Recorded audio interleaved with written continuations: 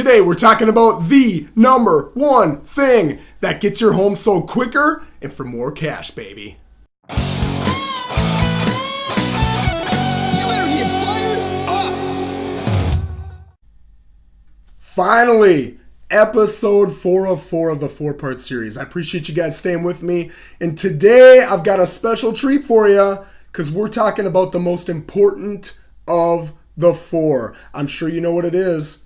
It's your price, man. You've got to get that price where it needs to be. And if you do, you are going to be the hottest listing and you're going to sell for the most as a percentage out of everyone else on the market, right? You want to get it right from day one. So let's talk a little bit about your price. I talked about this in a previous video on how you do a market analysis. So I'm just going to go through it quick.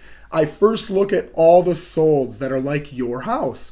And I find a ceiling and a floor. And I say, listen, everything over that ceiling, I can't argue that your home is even similar to it. They're just too good, man. But everything below that floor, I can't argue that your home is in that realm because all of those homes have many features that are lesser than your home. So there's your ceiling, there's your floor. Now we take that and we look at active listings. Within the active listings, that tells me within that window where you need to be competitive.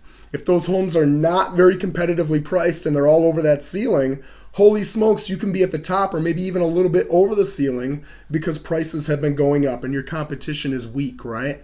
But if those homes are priced in that window, it kind of pushes you down to that point or a little bit lower, because if you go higher, yeah, you might be in your window when looking at solds, but if the market's dipped a little bit over the last month or two and those homes have come down to meet that and you're not in that trend, you might not see any purchase agreements because of it, right? So you want to keep on top of the local prices, all right? So all that said, let's look at what people usually do and what's wrong with it, right? People usually say, how much is my home worth, Joe? And I'll say, hey, you got a window. Your window is 425 all the way down to 375 when I look at solds, right? So we're in that 375 to 425. When I look at actives, there are a lot of homes at that 4 to 405 range that are similar to yours. You're going to need to be at 400 or lower if you want to compete in this market. So they say, hey, all right, cool. I would absolutely sell in that 375 to 400 range. I don't have a problem with that. But let's try 425 and see what happens.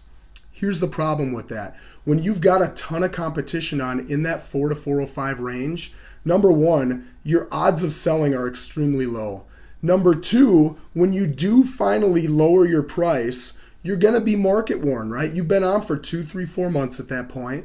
All of the hot buyers, the ones who really want to see your listing, they've already seen it and moved on, or they didn't see it at all because it was outside of the price window. They saw that there were 17 homes that were similar and there were 4 of them, one of them was yours, that were at that 425 mark, and they said, man, we already got 17. We don't need to look at 17. Let's just look at these 13 that are in the 4 to 405 range. So you might not even get the showing, right? So by the time you drop and you're market worn, do you think people are excited to give offers when a home has been on for 13 days?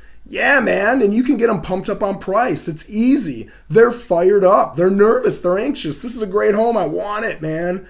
But when you've been on for 90, 120, 150 days, it's really hard to get people pumped up about giving you a full price offer, let alone an offer over full price and getting the multiple offers thing going, right? It's just too difficult. So when you look at things statistically, sales statistically, and what homes sell for compared to the price asked on day one, you're going to do way better if you ask for the appropriate price on day one versus 2, 3, 4 months down the road. All right. Hey, thanks, guys. I appreciate you listening to this 4-part series. I hope you sell your home for a ton of money. You get it sold on day one. And again, throw any experiences you have down in the comments. We'd love to hear them. Stay fired up.